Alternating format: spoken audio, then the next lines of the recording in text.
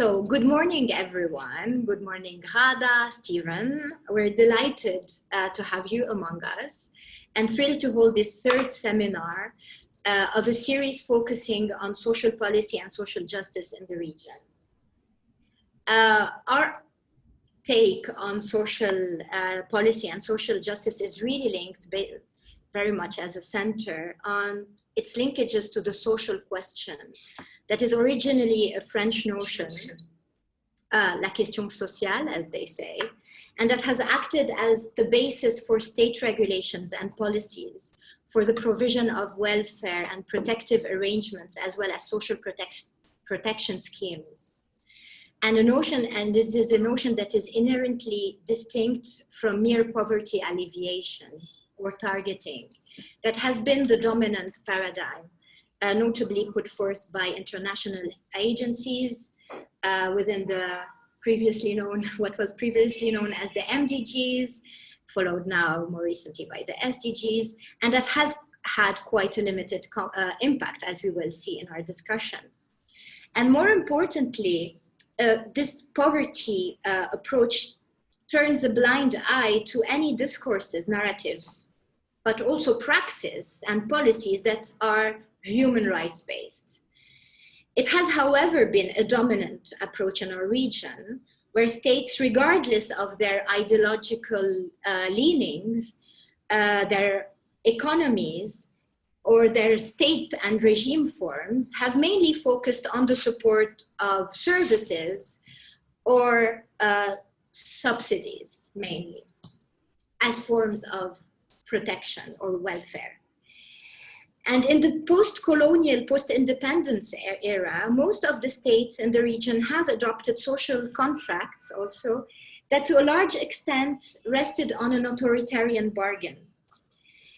The wave of social movements as of 2011 across the region has articulated grievances relevant to stark social inequalities and inequities, limited democratic political participation, lack of freedoms and liberties, lack of dignity, socioeconomic injustice, social exclusion, unequal distribution of resources, substandard governments, pauperization, etc., etc.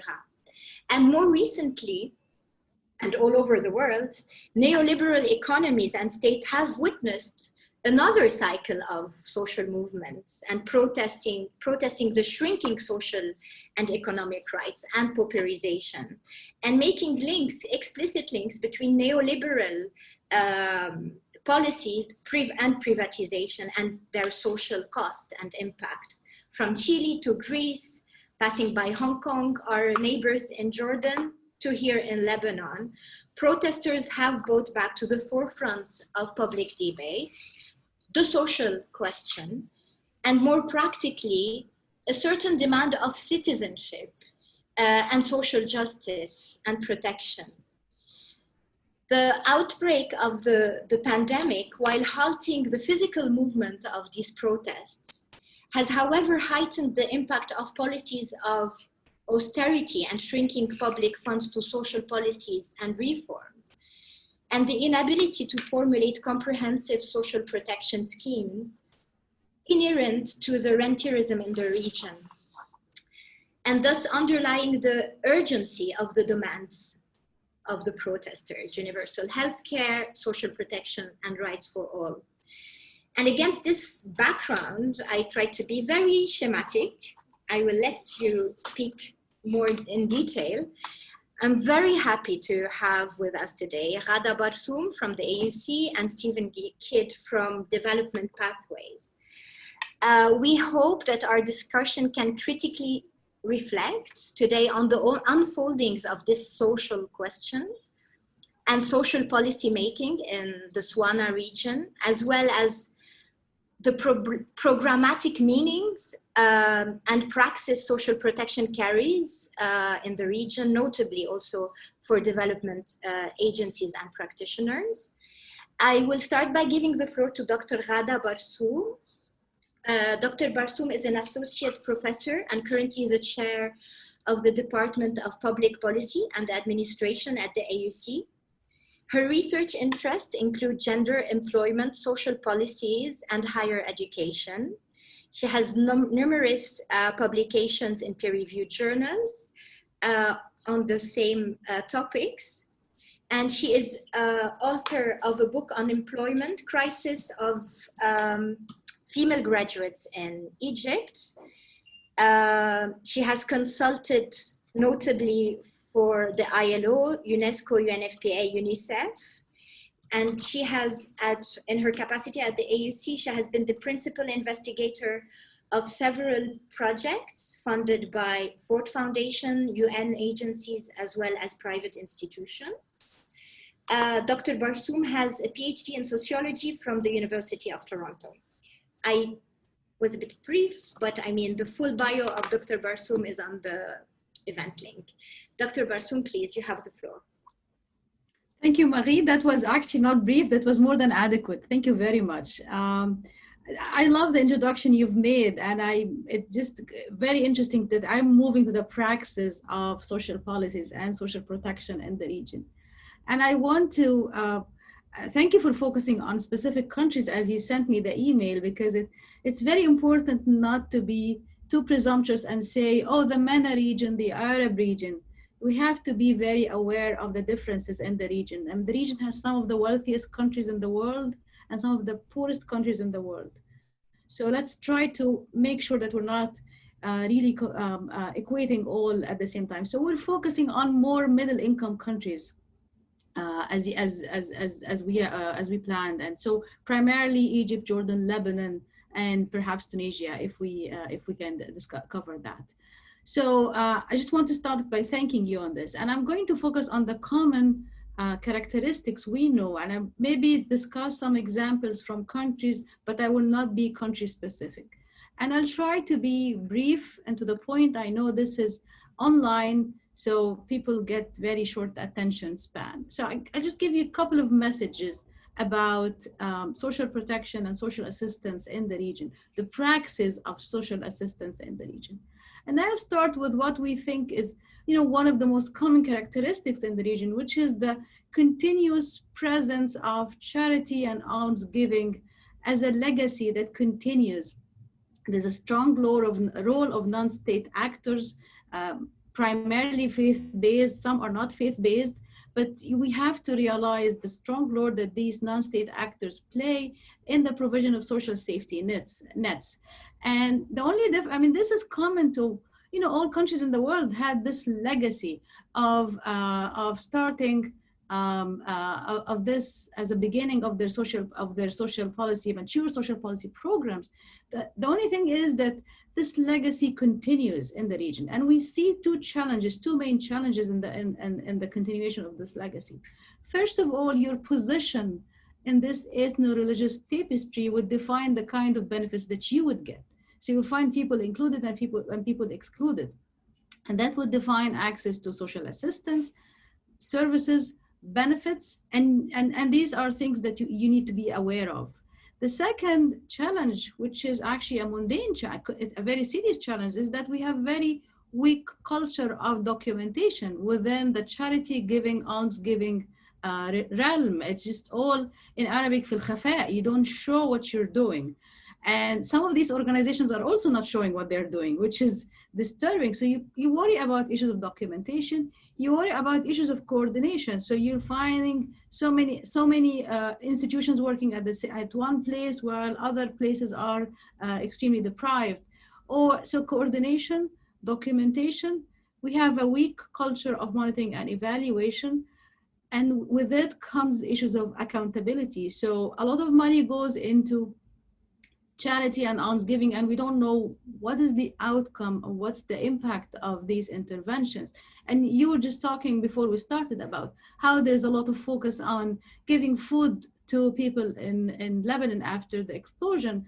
But is food what everybody needs? Maybe we need to stop, think about what's needed in a situation like this. So my first point of departure is that we have this large legacy and it needs to be institutionalized and coordinated. I mean, Jordan has an interesting example where the Zakat fund has been institutionalized in a way that's funneled into redistributed social transfer. So but that's one unique model within the region.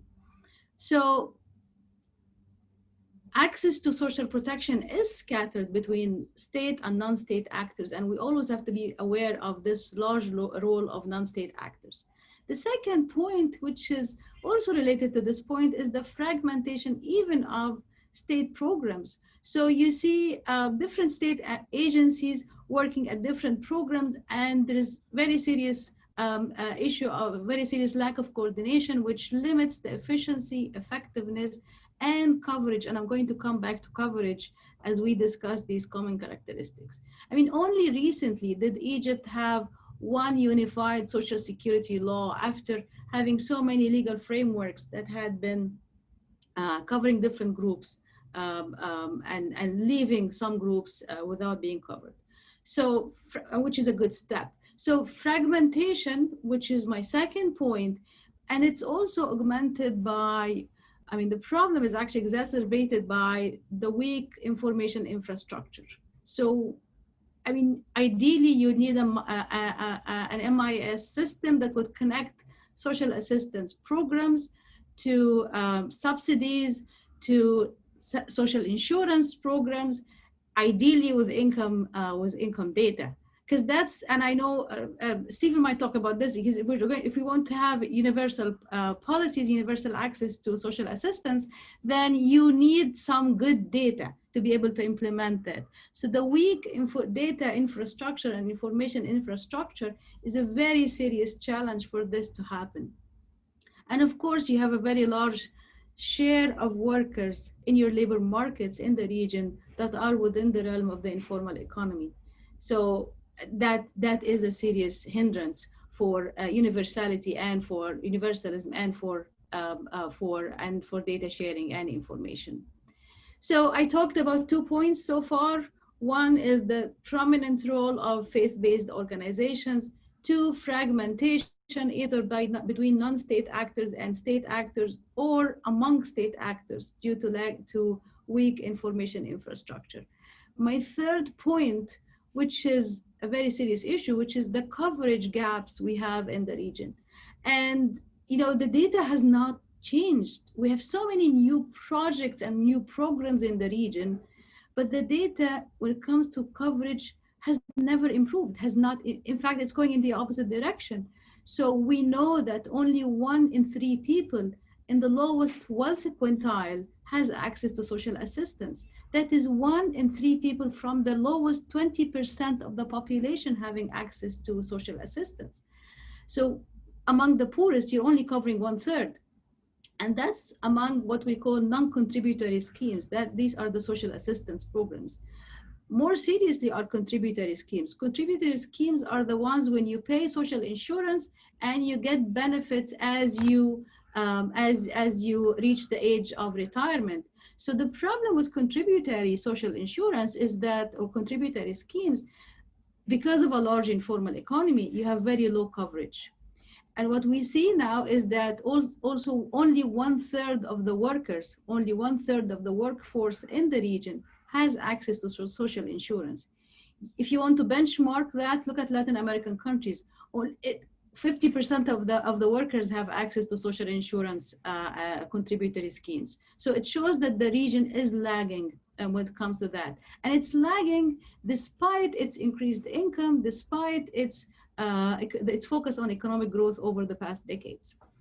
So, and we know that those who have access to contributory schemes are usually, excuse me for this slide, are usually the ones who are educated, urban,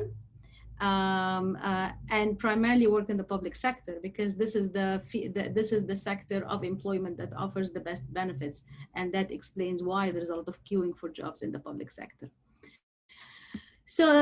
So far I've covered 3 points. Let me go to my 4th point, which is the fact that social protection is gendered. It's highly gendered. The access to social protection is highly gendered. And again, let's think along the 2 lines of contributory schemes and non-contributory schemes. So contributory schemes, the social insurance that you pay while you're working, women have a very low labor force participation in the region. And because of that, they don't have access to social insurance. We know that women in the region work in two situations at the two ends. They work when they're pushed by necessity. So you see a lot of women working as self-employed in the informal economy or unpaid family workers, or women who work at the upper end. These are the women who could afford to work, having access to social services and could afford. So those ones, the thin icing on the cake, you don't have a problem with those. It's just the majority of working women who are at the bottom who have no access to social insurance or contributory schemes. Now, non-contributory schemes generally focus on women, because you see more women among the poor, and programs that target children, conditional cash transfer programs, they give the funds to women. Women are also, the majority of women are also among the elderly because of life longevity.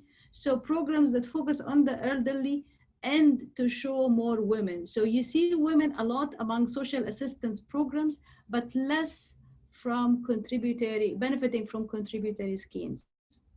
What's the problem with that? Social assistance programs are usually residualist. They provide funding to the poorest of the poor, and they provide very little funding. Actually, they are usually designed in a way where social assistance is less than the minimum wage. That's by definition, so that it doesn't really discourage people who are able to work. So that's my fourth point of intervention. And I'm going to conclude with my fifth point of intervention. And I just maybe try to provide an introduction to what Stephen is going to talk about, which is the whole notion of universality. And you mentioned that the region has its own unique version of universality. It had in-kind subsidies. So it had energy and food subsidies. This is a legacy that has continued for decades. Some of the social unrest we have seen is because this legacy of subsidized food and subsidized goods, energy, has been shaken. And we all know it's been shaken because of its distortionary effect. But it is shaken because it has caused so much unrest because it was part of the social contract. And when this was taken from the social contract, we are not seeing a substitute for this quasi-universal benefit of energy and food subsidy. So yes, many countries are implementing subsidy reforms, and you cannot really argue against subsidy reforms because there are inefficiencies in the provision of subsidies. The problem is these have not been replaced by an alternative universal model. So you still see the coverage challenges hitting so many people, primarily the middle classes, those who are working within the informal economy. And what we know is that the informal economy is not just those who are uneducated or street vendors, but the informal economy also includes people highly educated but working without social insurance and social protection. So I'll just recap 5 points and we'll stop: the charity, the fragmentation, and the weak information infrastructure. Access to social protection is gendered, and universality, one unique version of universality that's being stopped but not replaced. And thank you again, Marie, for inviting me.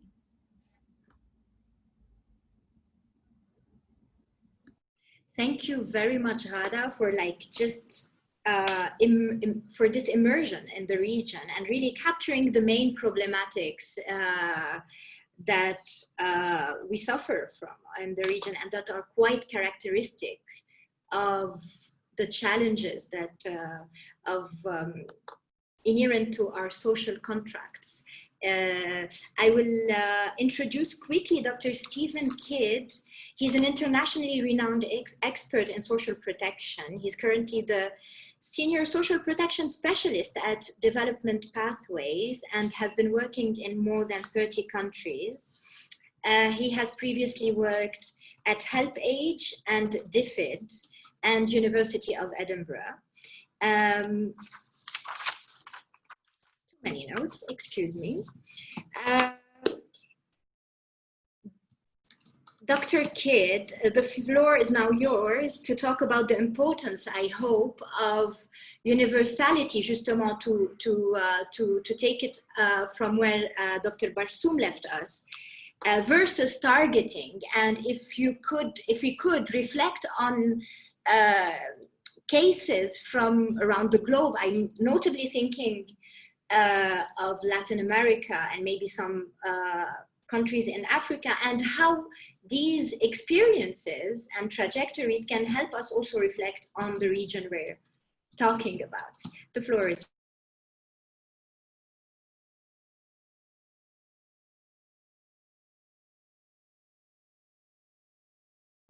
Yeah, thanks very much. I hope everybody can see my screen. And, you know, it was great hearing Ghada speak. It's going to be a challenge following up on her great talk. And thanks very much for the opportunity of speaking here and really looking very, very quickly at a very complex and broad topic of whether universal or targeted social protection is appropriate for the SWANA region. So Ghada spoke initially about the social contract, but a good social contract, a positive social contract between citizens and government, is at the core of any successful nation state. If we want to have a democratic, you know, countries that are peaceful, that are run on the basis of democracy, it's a contract between the citizens and government, in which citizens contribute to the nation, often through their taxes and other forms of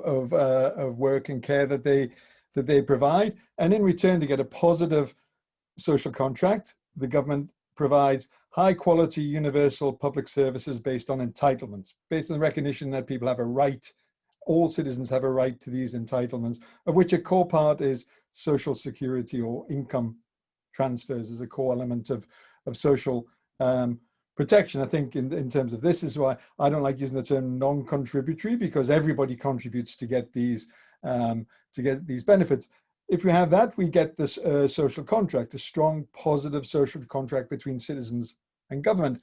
However, if we find that governments do not provide these universal public services, if they provide them just to select groups, including just say to the poor, then the social contract begins to weaken and disappear. A strong social contract, people then are much less likely to contribute to the nation, to contribute in taxes, and then it becomes much more difficult for the government then to provide the services, and people get used to a government that provides poor quality services, which undermines trust in them. And that can mean that there's a fractured relationship between citizens and government, and as we see many times, also a fractured relationship between government and its citizens, where we have this weak democratic social contract. We have the type of social contract that Ghada was talking about. And you can see that the evidence of the weakness of the social contract in the SWANA region through the levels of government revenues that we find in many countries. So these are some examples from across the region. Some we can see are particularly low, such as Egypt, Iran, Lebanon, Yemen, at 20% of GDP or low, and that's far too little on which to run a successful state, because people don't want to contribute their taxes because they're not getting good quality public services, including social security. You can compare this to the levels of government revenues in neoliberal countries which, high income countries which actually believe in low tax. They still have much higher levels of taxation than or tax revenues than much of the SWANA region, at around 30 to 35% of GDP. And you can compare it to many other countries with very successful social models where you get high quality public services, where on average about half of national income, half of GDP, goes back to government in the form of taxation, and therefore can provide high quality services, including very comprehensive social security systems. Now, the problems that we find with the social contract in the SWANA region, and where we find the breakdown in trust, is you can look about the kind of social model, social protection model that Ghada was describing, which I put you in a very simplistic way. What we have is, for those in the formal economy and those in the civil service, etc., we have contributory schemes to those at the top. We have social assistance for the poor, often many of the poor missing out. But then we have a very large missing middle, a whole group in the middle, many of those in informal employment with insecure and low wages, who are missing out on access to social security. So this is going to break down trust in government.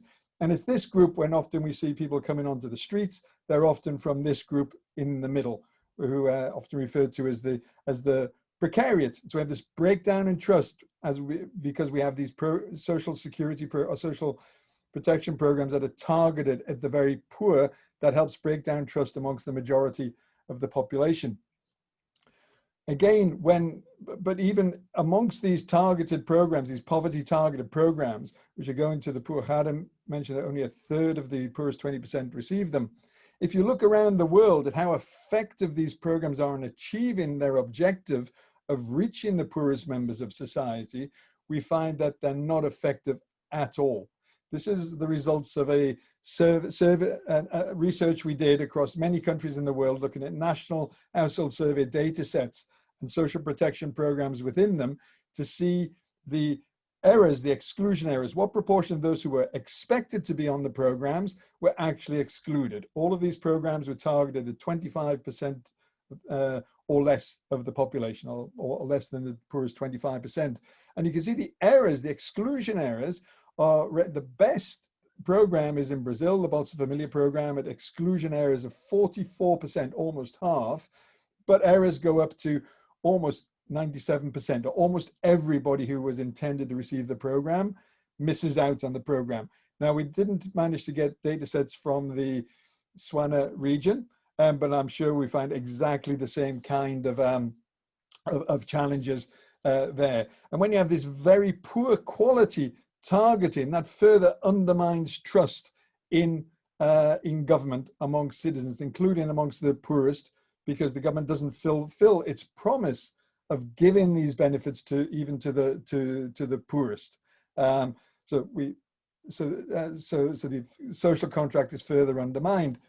There's other problems that come with targeting that we see across the world, and some good studies about how, when you do poverty targeting, particularly when you're using techniques like proxy means tests, which I think are increasingly common in the SWANA region, we see high levels of opposition and protest and social unrest across populations, who find these very arbitrary selection processes can get people very, very angry. And this is just a study done in Indonesia, which used a proxy means test for a poverty targeted program. And these were the results of the kind of opposition that they found that they could easily measure, where in 35% of villages across Indonesia, there were protests against the targeting. And there were threats to village officials and to the staff of the program in almost 20% of villages across the country, because there's much more widespread discontent around this. And the poor quality of the targeting then further undermines trust and gets people angry. And so we're not building a cohesive, strong society if we go about putting in place poverty targeted programs. The reality is that if we want to reach the poorest members of society, and if we want to provide rights-based programs that go to everybody, we're much better putting in place universal programs. They're the only programs that will effectively achieve poverty reduction and reach the poorest members of society. This graph brings together the results of much of our analysis, where we also looked at universal programs with higher coverage, and looking at the kind of errors that you got in terms of excluding the intended beneficiaries. And on this graph, well, it's quite complex. On the y-axis on the left, the higher up a program, the more universal it is, or the higher the coverage. And then the errors are from the left, where there's almost no errors, it's 0%, up to 100% at the right. So the further a program is to the right, the higher the errors. And so we can see a clear correlation here between higher coverage more universal programs and a lower exclusion of the intended recipients and lower exclusion of the poorest. So universal programs tend to be much more effective in terms of reaching people, and because they're easily understood, they help build trust. Because, you know, if you say we're going to give an old age pension to everybody, many countries can achieve that, and that builds trust amongst the population, whereas the targeted programs don't. So, for example, if in any country was trying to reach the poorest 20% of the population with a poverty targeted program, we would expect, if it was doing reasonably well, the best you could get probably would be a 52% exclusion of the poorest 20%. Whereas if you put in place universal programs, as we find in many countries, and there's a couple of examples here, we find very low exclusion errors. So universal programs are much more effective in reaching even the very poorest members of society. And the big choice that we have is not really just about poverty targeting or universal programs. It's about the nature of the social protection system that we want in place. Do we want to just put in place programs for the very poor, that governments should put in place programs for the very poor, which are really just handouts? I mean, Ghada talked about charity with religious institutions, but really this is charity that government gives because it's not based on a right. It's just based on charity for those we regard as the other, those who aren't us, the very poorest, or the poor elderly, or the or those in you know, the poor disabled, or the sick, or just generally the poor. It's just charity handouts, not based on the right of everybody to social security that we find in the Universal Declaration for Human Rights. Or do we have a different model, which is much more universal, where we recognize that social security is meant to be for all of us, because we are all vulnerable. Everybody has been a child or may have a child. Anybody can lose their job. We all hope to become old. We may become disabled at any point in time. And therefore we build social security systems that ensure that everybody can access support. And this is best done through universal provision of programs, through a combination of social insurance and tax financed schemes. So in effect, we try to build universal life cycle systems where we provide support to everybody across the life cycle from childhood to old age, so that every child can receive a income transferred child benefit. At working age, everybody is able to access unemployment and sickness benefits, or survivors benefits, or maternity benefits. Everybody can access an old age pension in old age. Disability benefits are available for everybody with a disability. And then perhaps they're complemented by small poor relief social assistance programs for the very, very poor. So we move from this model where we have the missing middle, this kind of poor relief model, which to a large extent models what high income countries were doing in the 19th century, and which tends to be now prevalent in the SWANA region, where this large missing middle, to move to a more social security model in which we try to provide social security to everybody, either financed through their own contributions or through the taxes that they pay, complemented in addition for the very poorest with some social assistance. And by providing universal social protection, we can end up building a virtuous circle. So if we provide good quality universal public services, including social security, we'll build greater trust in government. We'll therefore build a stronger social contract. People will be more willing to pay taxes, and therefore you'll get higher government revenues, which can then in turn lead to governments investing in higher quality universal public services. And social security, the provision of income transfers, has an incredibly important role to play in this, because while it's challenging to build quickly high quality education and health systems, any government can offer to give every citizen, or every citizen of a certain category, such as older people, an income transfer next year, and any country in the world can deliver that, a high quality program, which will then go on to start beginning to build this trust in government. And we saw really a similar process happen in Europe after the Second World War. This graph shows the tax revenues in France, Sweden, and the United Kingdom historically from 1900 to 2018. And you can see that prior to 1940, the Second World War, they were very low. They're 20% or less, similar to many countries in the SWANA region.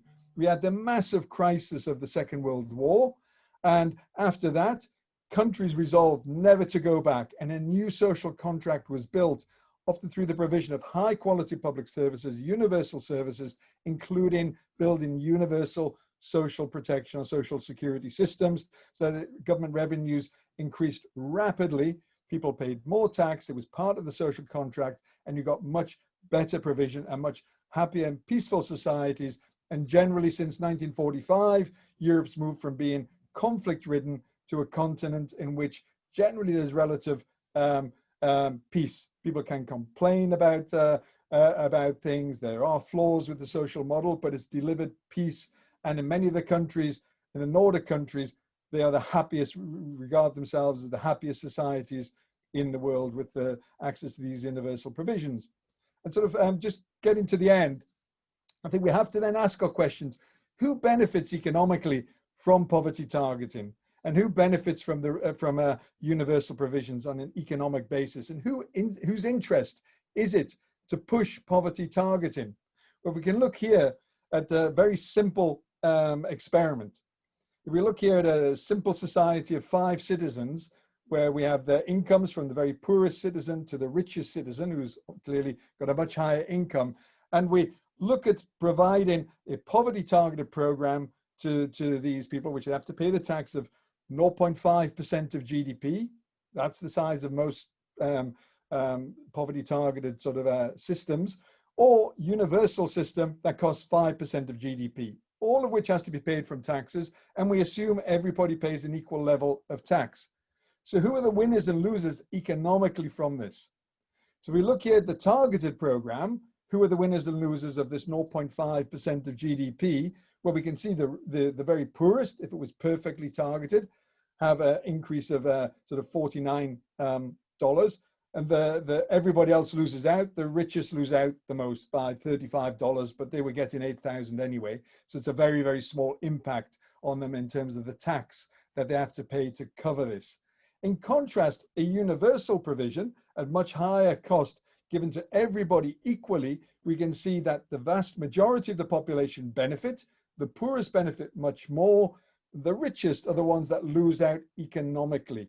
And that's why we find that tends to be the rich and the elites who push poverty targeting, whereas it's in the interest of the majority of the population to have universal provision, because this actually benefits the majority of the population, including the missing middle, who then receive the essential income support that they're able to get across their lives. And this is a really important point.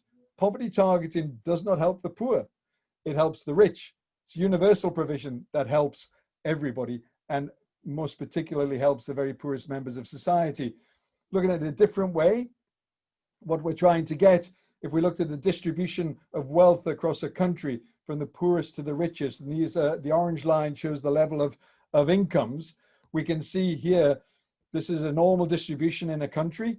What we're trying to get is through redistribution, through universal provision, that we actually move to something more to the green line, where amongst the majority of the population, their incomes increase, and amongst the small minority of those who are better off, their incomes fall, but they still remain better off than everybody else. And we have a more equal, happy, peaceful societies where which are much more socially cohesive. So finally, which is most effective, poverty targeted programs in terms of reducing poverty, or more universal programs? This is just looking simply at Philippines and South Africa. Philippines has very strong commitment to poverty targeting through the proxy means test. We're looking here at the poverty rates across different age groups in each country, from 0 to 4-year-olds to older people on the right-hand side. The very top of the lines is the poverty rate that you would have before you have the social protection programs put in place. The top of the gray line is the poverty rates you get after the programs are put in place. And you can see in the Philippines, the poverty targeted programs has very little impact on poverty, on the poverty rate. In contrast, South Africa, which provides very high coverage benefits to older people, people with disabilities and children, we can find very significant reductions in poverty because they have much more universal programs and much higher levels of spending.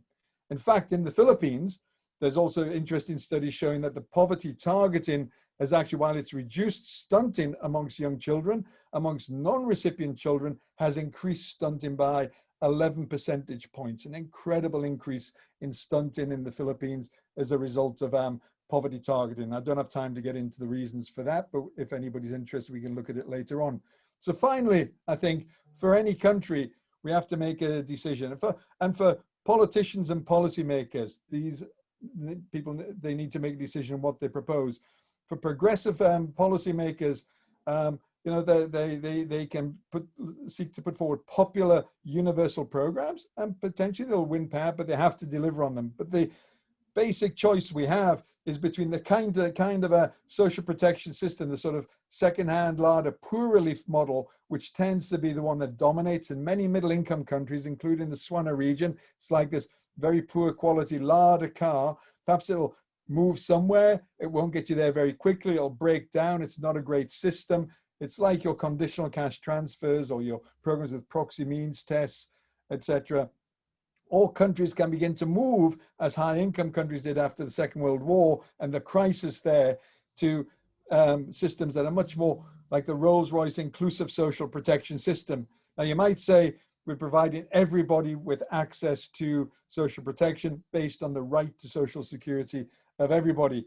Now, you may say that that's too expensive to do initially. Well, perhaps you can start off with your Toyota inclusive social protection system, and over time, build to your Rolls-Royce system. But this is a core political choice, and it's a political, I guess, opportunity in a way for policymakers to think, you know, what they're going to propose, but also for countries, if they want a social contract, is to move to a more universal social security system, and therefore that should hopefully build trust in government, a stronger social contract, higher government revenues, and therefore the ability of governments to provide high quality public services to everybody. So I'll just finish there, and sorry for going over time a little bit. Okay, thank you. Thank you, Stephen, very much for this comprehensive presentation. We already have a few questions from the floor, but I will selfishly start with my own questions. I mean, a lot of the things you said really have resonated with me as a social scientist who work on social movements primarily. And the question of targeting leading to unrest, and how you linked basically universality to building trust in nation building and trust between states, governments, and citizens. So I would love to hear both of you basically maybe elaborate on how targeting and fragmentation further creates dissent and tension. Here lately, for example, in Lebanon, we have a tremendous social crisis, economic, financial, political crisis. And targeting is increasingly being put on the agenda as a band-aid solution, I would say, to avoid further unrest. So I would love to hear more from you on this issue. I don't know who wants to, maybe we give Stephen a break and Ghada wants to reply, or...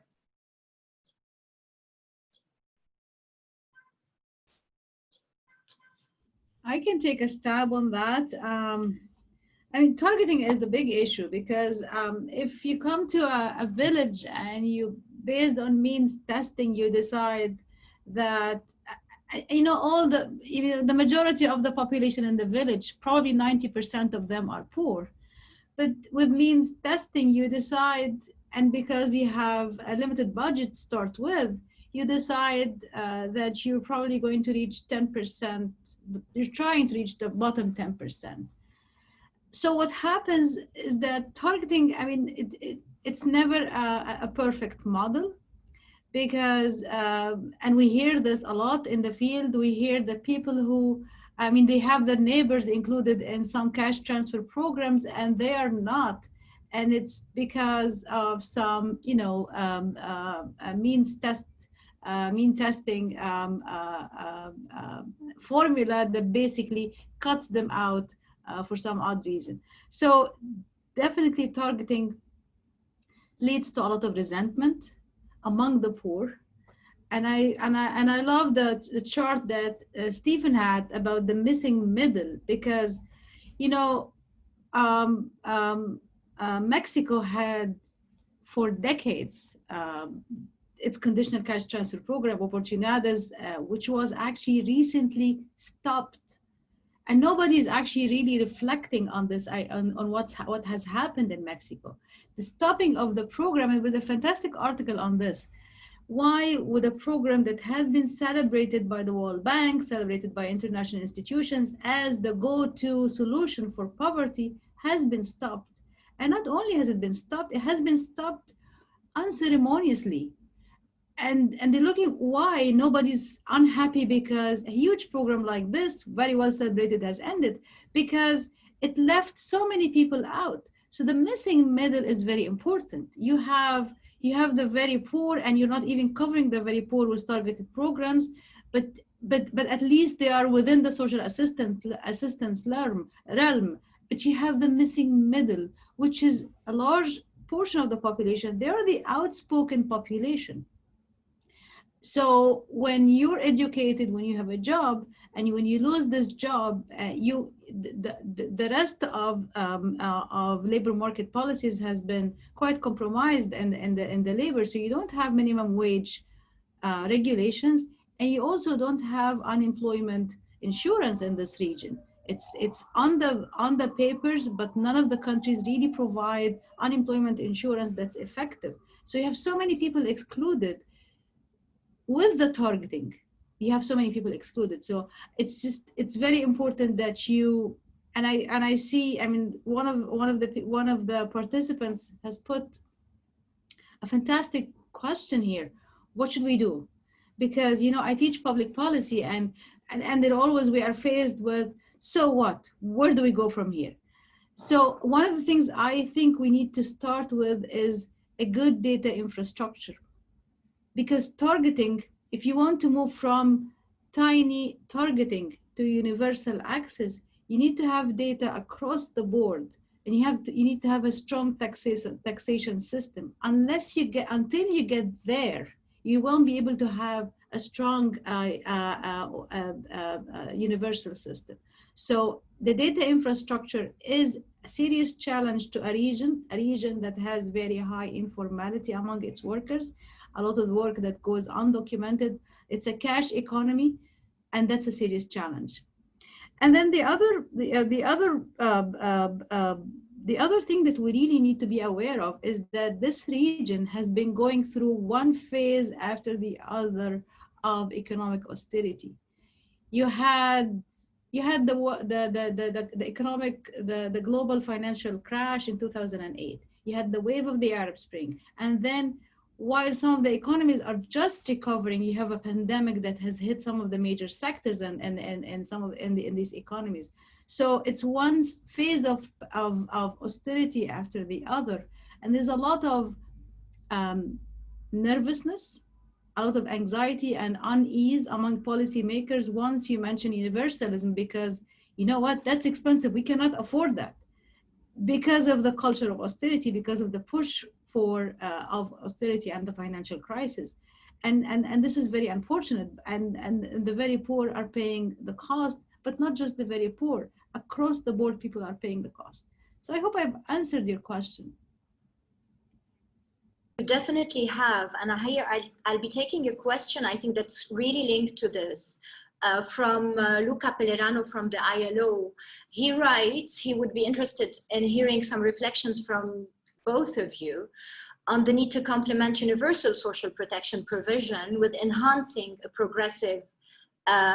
progressivity of the taxation system, and if these two agendas can be disentangled. Would love to hear your thoughts about this, Stephen or Ghada. Stephen? I'll talk first. Yeah, as I was trying to sort of say, I think the you know, you cannot look at your social protection system without looking at your tax system. Both are complementary. They're sort of both sides of the same the same coin. You know, and by providing more universal provision, you'll make people more willing to pay higher levels of tax.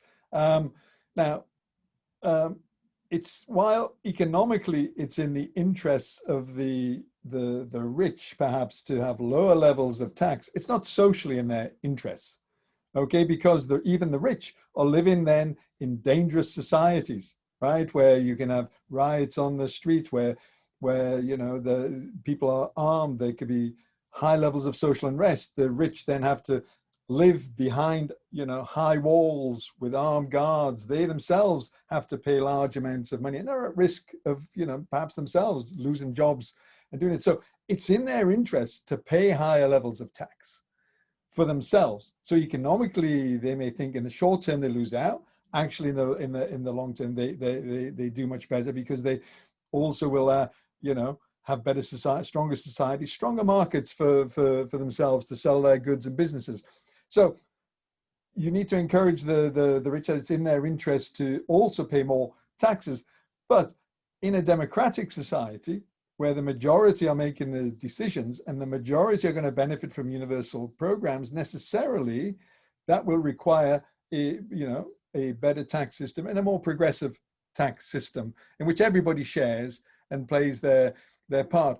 However, I don't think it's a necessary precondition to have a more progressivity in your tax system, because actually if you look at Sweden, which has very good universal programs, is a very equal society, actually has a regressive tax system.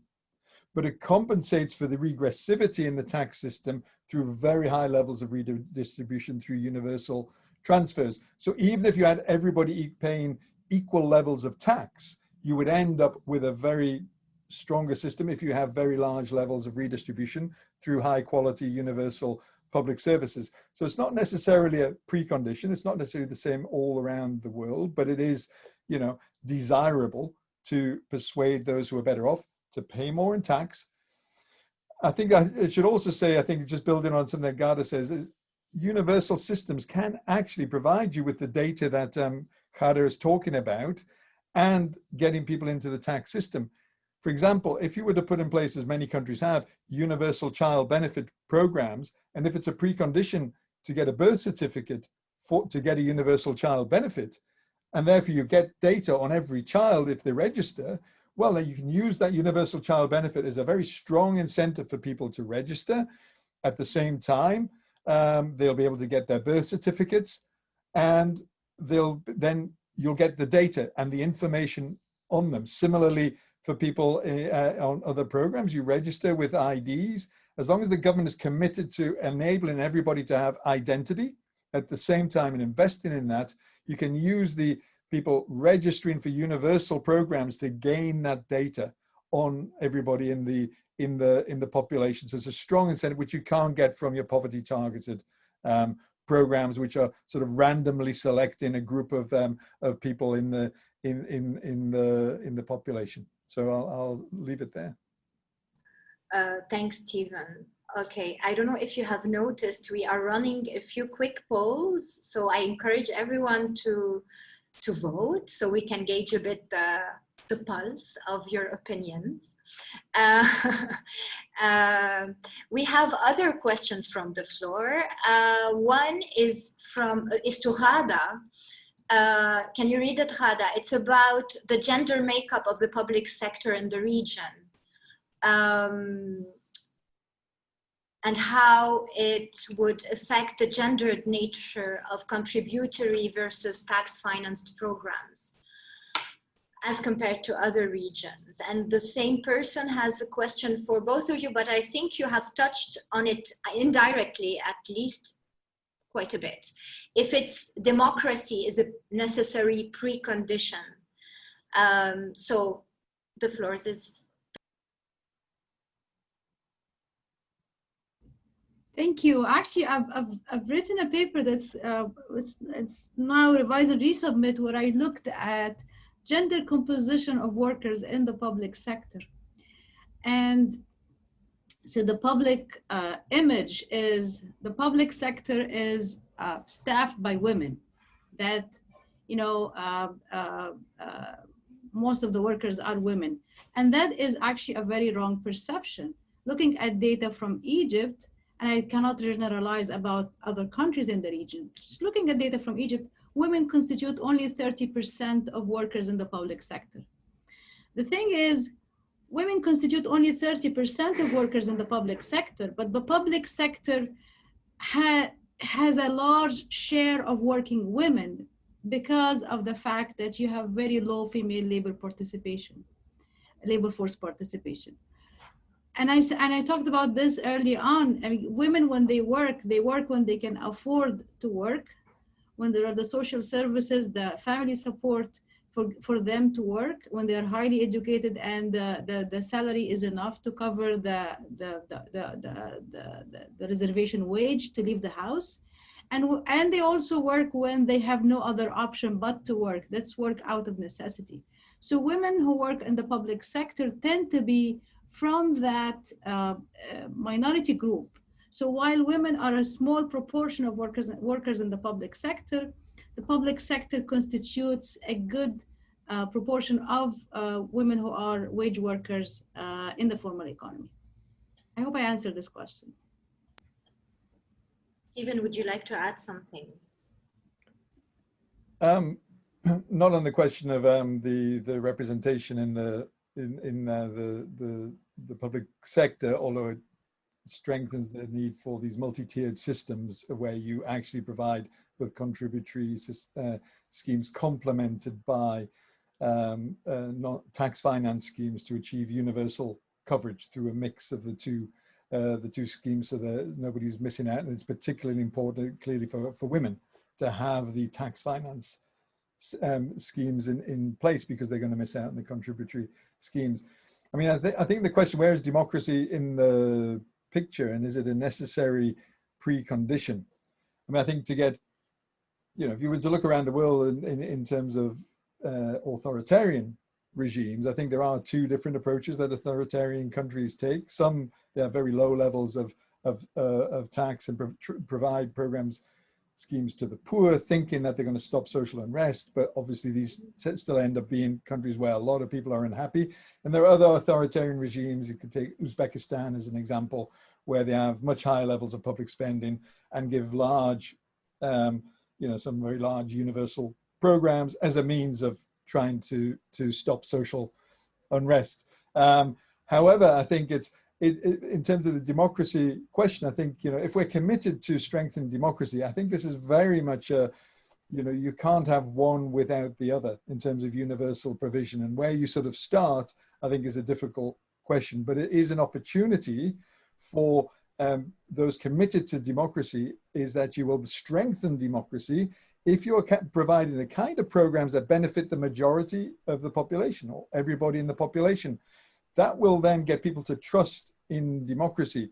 If Democrats come into power and they give programs to the very poorest only and exclude the majority of the population, the majority will not believe in democracy because they are not receiving the benefits from that. So where you start, I mean, it's a difficult thing, but when you have the opportunity for democracy and elections, it is a real opportunity for progressive politicians to come in and understand that universal programs are what is good for the majority of the population, including the poorest, and present these as political platforms, which will then, if they implement it, build trust in democracy. I mean, we just have to think, many European countries were not democracies in 1945. We had Hitler, we had Mussolini falling out in about 1944. But they were replaced by incipient democracies, of which they managed to strengthen them and build the democracy as a result of the investing in universal provision, including universal social security. So it's an opportunity to take, but with an authoritarian regime that is oppressive, it's going to be difficult, isn't it, in any case to make the case. So where can you take those opportunities where it happens and then not fall into the trap of having programs for the poor, which will undermine trust in you as a governing party, and you'll probably never last in government anyway. Thank you, Stephen. So from our discussion, we've touched on the systems, democracy or not, the authoritarian bargains in the region, austerity, increased in austerity. There's one additional question I'd like to really ask you about. That is this tension between warfare and welfare, basically. We are very much a region that is war-torn or crisis-torn.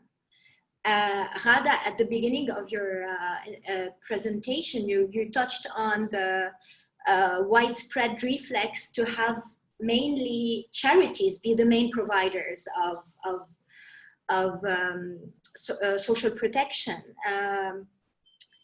Basically, my question is, how can we address universality and social protection from a rights and social justice-based perspective in a very conflictual zone, but also a region that is increasingly militarized, not only through conflict, but also through service provision of social protection. A small example here, the Lebanese army was one of the main providers of aid during the post-blast in Beirut, as a small example. And as a subsidiary of this question, I would like to hear more about basically this tension between charity, the charity sector, and universality, basically, and how can we move from this complementarity narrative to advocate more for a state unified scheme? I don't know if that was clear enough, and I don't know who wants to reply. Ghada, do you want to give it a go? Or? I can take a stab at it. I mean, maybe I should write a dissertation on that. Marie, just very difficult questions. I will start with your notion of conflict. And conflict, the irony or the conundrum is that you need social policies to stop conflict from erupting. You know, social policies, effective social policies lead to social cohesion. They limit, don't eliminate, but limit potentials of conflict.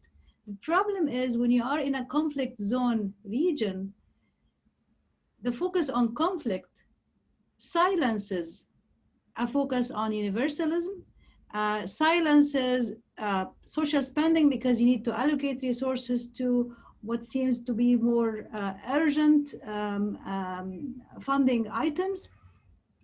So this is a very serious conundrum that to limit conflict, you need to spend on social policies. But when you focus on conflict, when you are in a conflict culture or a conflict affected environment, you are basically diverting resources from social policies to other items of spending or other budgetary other items of spending, I would say. So that's one thing, but you also touched on, and it's very related to your question on moving from charity to what we call transformative social policies. What's happening, again, back to your conflict, your notion of conflict, is that at a time of conflict, this is like you're putting out fire. So when you're putting out fire, you are not ready to fix structural issues. You're not going to look at information infrastructure. You're not going to look at those who are left behind. You are basically putting out fire. You're putting Band-Aid on, very deep scars. And so the problem is, at a time, the conflict is very bad. A notion of conflict is very bad, or a culture of conflict or an environment of conflict is very bad for social policies, because it directs the resources and it only allows for aid, short-term aid. I mean, one of the things we learned about as international organizations used to work on internally displaced populations in Africa is that they started to give them food and shelter. But then internally displaced population, I mean, there are generations who have been living in IDP camps. And very late in the game, they started to realize, you know what? We haven't been focusing on the education of these new kids who are born in these camps, and there are no schools. So you have to, start doing infrastructure. So it's this focus on band-aids that really limits potentials for structural reforms, for effective and transformative social policies. I hope I did not butcher the potential answer for your question. Yeah. Let me sort of add, I think, a little bit. I mean, I think we have to remember, go back to Europe as a kind of model where we've seen Europe was a very conflict-ridden continent. There were wars all the time, and massive wars, millions of people being killed all the time. And it was only when they decided to take this big change, right, the Second World War, to move to universal provision, that we managed to see peace and much more peaceful societies. In some countries really delivering very effective societies, such as the Nordic countries that are kind of extreme. So it's only through the universal provision of services that you will do it. Now, part of the things is the COVID-19 crisis is a similar moment to the Second World War, in that we see that the existing social model has completely failed us, right? In countries that do not have strong social security systems, they cannot provide the support that is required, the income support that is required to the majority of the population who have been affected by the COVID-19 economic crisis, not just the health crisis, but the economic crisis that has been there. So is this a moment, the COVID-19 crisis, for countries to rethink? Is this the time when we have the paradigm shift that we saw in Europe around the rest of the world, and a recognition that we need to change to have much more effective systems? However, I think where you have violent societies and conflict-ridden societies, governments providing charity-type programs of targeting the poor, it's like pouring fuel on a fire. You're making it worse. I mean, in a country like Yemen, which is, got a major conflict, why on earth are you providing more poverty-targeted programs where people will get upset because of the arbitrary nature of the selection of those programs? You're going to make the conflict worse. You're not actually doing it.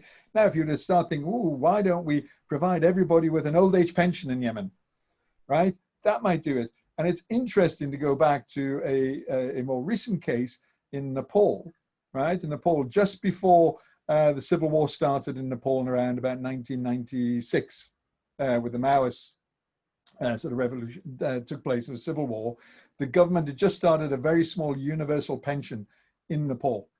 Yeah. Okay. And now it turned out that during the conflict with the Maoists, in the Maoist controlled areas, the only program that the Maoists allowed into their areas was the universal pension for everybody. It was only for everybody over 75.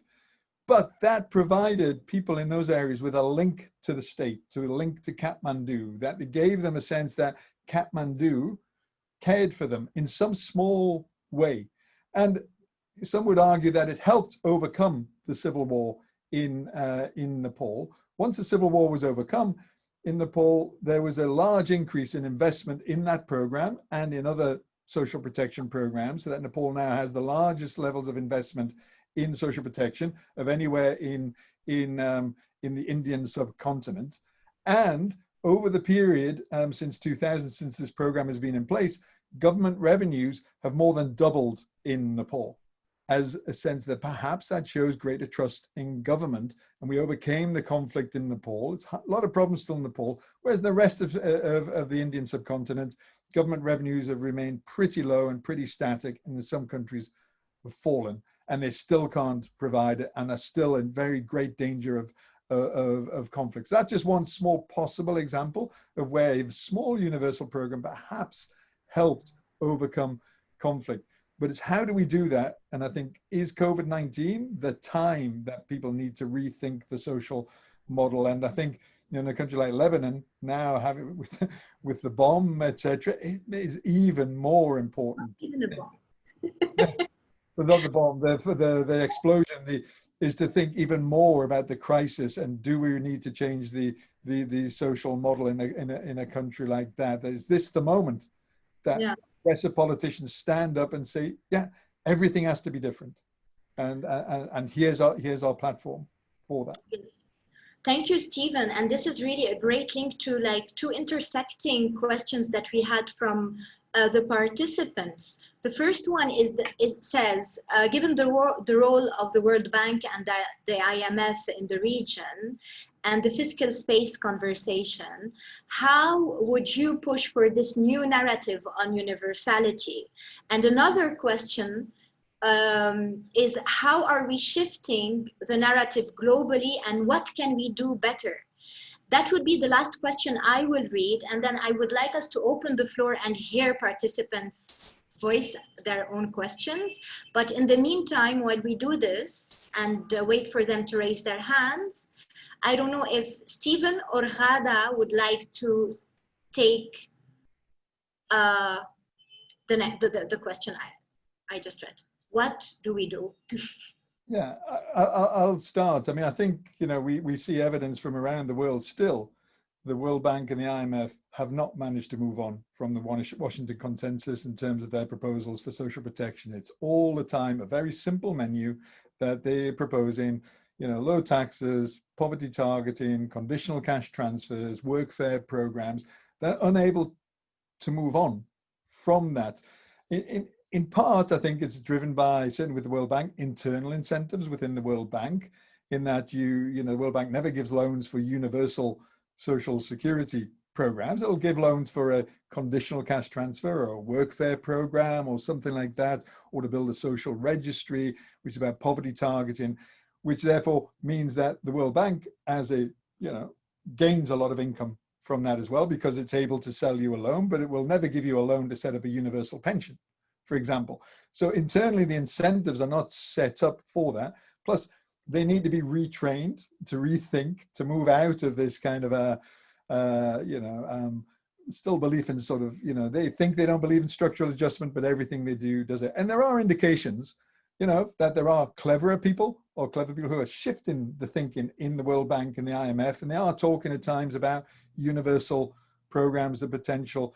You see a little bit more of this in Washington, but it's still very difficult down in the local offices where they're still very much embedded in this paradigm which they've been trained in, and they really can't see where's the fiscal space coming from, because they don't understand that if you provide universal programs, the fiscal space begins to develop itself because people are more willing to do it. And there is always fiscal space to start with smallish universal programs. It's never the case there is no fiscal space. There always is fiscal space. There are policy choices and political choices that governments make to not create the fiscal space. But there is fiscal space if they wish it. Globally, I think it's a challenge again because the World Bank and IMF are still dominating the narrative. I think the ILO and some UN organizations are beginning to challenge more the narrative around it, but there's much more to be done. And I think if you were to look across the world, who is more powerful within countries in terms of engaging with governments, the World Bank and IMF are much more powerful and much more influenced than, say, the ILO and some of the UN agencies, which means that governments aren't necessarily getting the right voices. But we have to educate, but we have to educate these people in the World Bank and IMF as well, and they have to be open to a new way of viewing the world and understand that actually what worked in high-income countries, which when they started it, they were much poorer than most countries in the Middle East region. 1945, I think most countries were poorer than countries are in the Middle East. They found the fiscal space to change the paradigm and to create a much better society. It's possible to do, but we're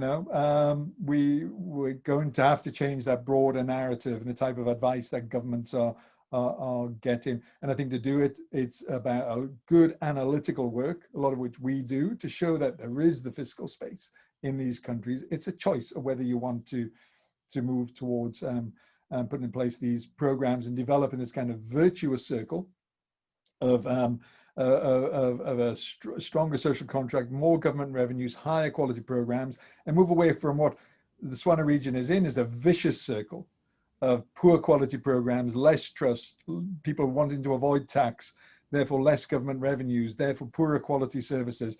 And the region's in a sort of vicious circle, has to move to this virtuous circle. And that's the big shift that needs to be made, not just in the region, but globally.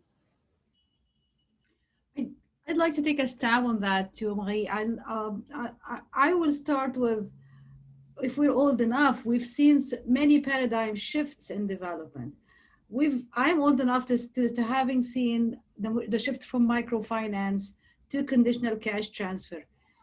And the shift is happening. The global narrative, the global discourse is happening. We are seeing this changing, and we're seeing a lot of talk and a lot of people outspoken talking about universalism. So this is one thing. The time is now. The time is, the global narrative is changing, and it's changing in the right direction with so many people, especially after COVID-19, especially after the financial crisis. There are so many people who are suffering, again, from the missing middle, and the missing middle is always outspoken. The missing middle pushes itself to be heard. So this is one thing. When it comes to the global narrative that I'd like to highlight. What's important is, with this happening, you need to have the infrastructure. We can talk all we want about the value of universalism.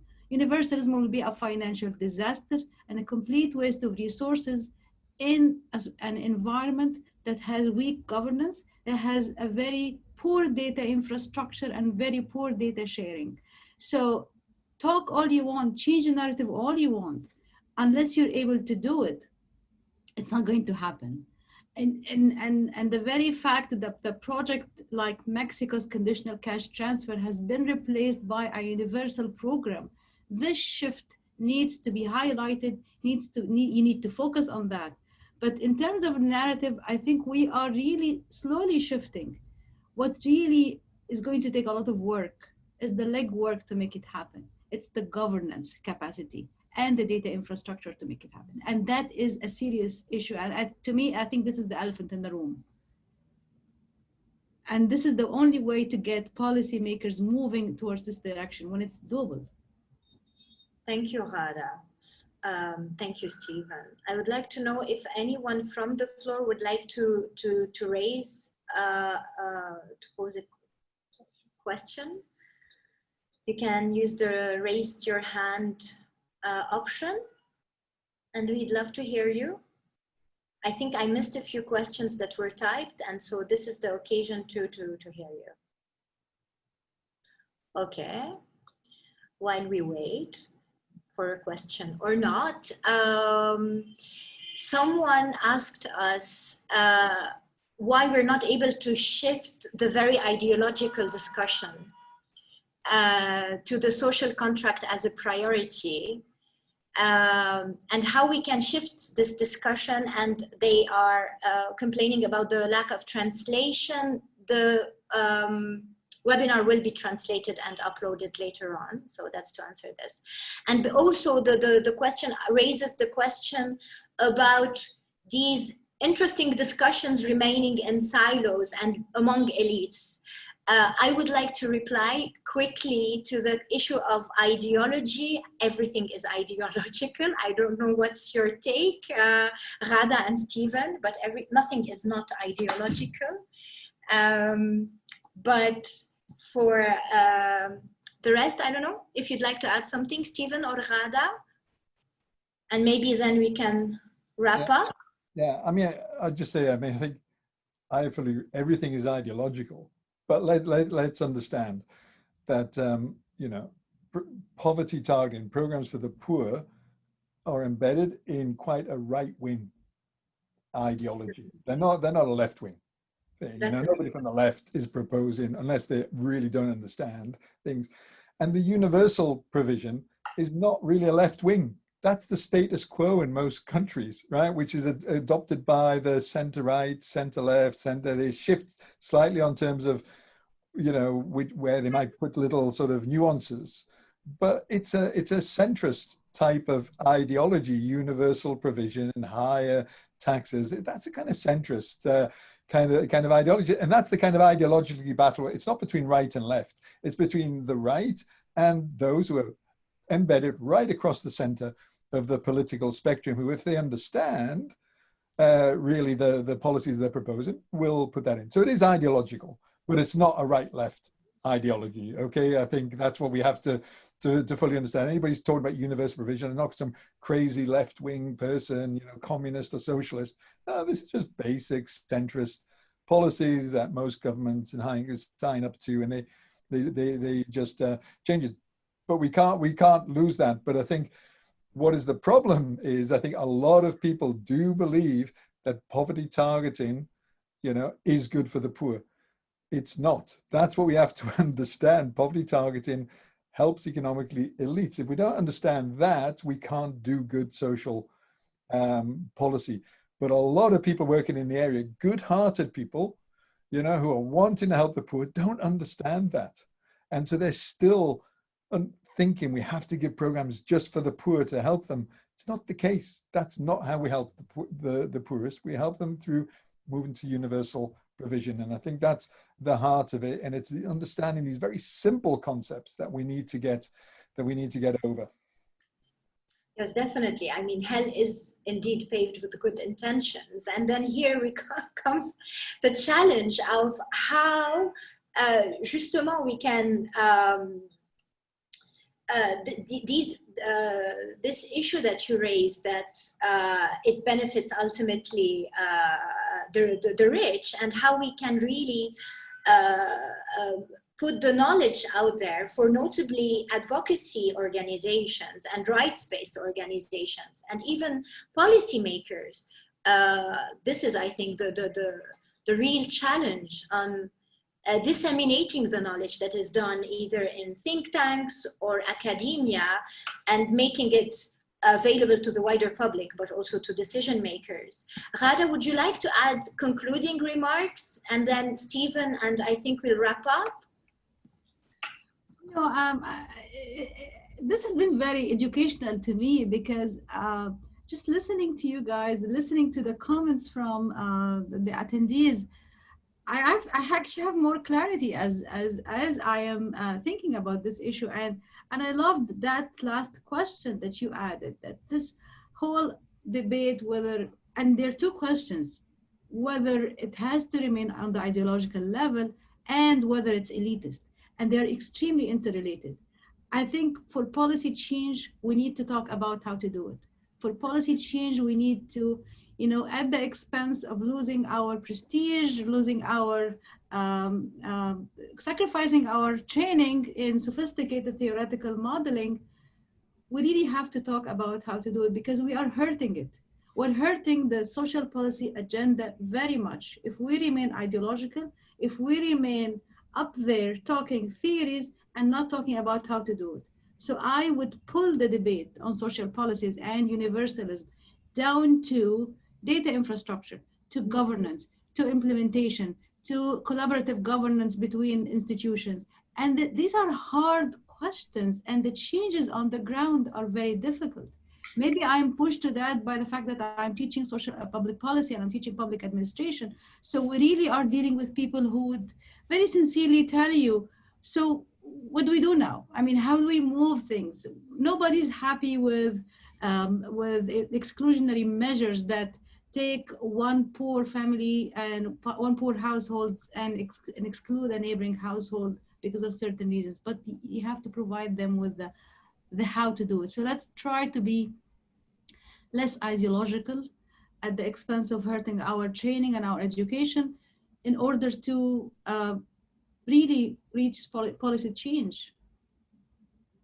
Thank you, Ghada. I think you have spelled out the program of the next webinar series. Thank you for this. It's a whole program auquel il faudra s'atteler. Stephen, would you like to add some concluding remarks, maybe?